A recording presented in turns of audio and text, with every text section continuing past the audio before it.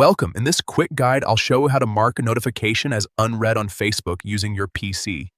This is especially useful if you want to come back to something later without forgetting it. First, open Facebook on your web browser and make sure you're logged into your account. Once you're on the home page, look toward the top right corner of the screen. You'll see several icons there, including Messenger, your profile, and the notifications icon, which looks like a bell. Go ahead and click on that notifications icon. This will open a drop-down list showing all your recent activity, such as likes, comments, friend requests, and more. Now scroll through the list and find the notification you want to mark as unread. Take your time here and locate the exact one you'd like to revisit later. Once you've found it, move your cursor over that notification.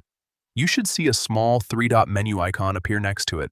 Click on those three dots to open more options. From the menu that pops up, select Mark as Unread. As soon as you click it, the notification will change its appearance, usually becoming bold again, indicating that it's now marked as unread. And that's it. The notification will stay in your list as unread, making it easy to find later when you're ready to check it again.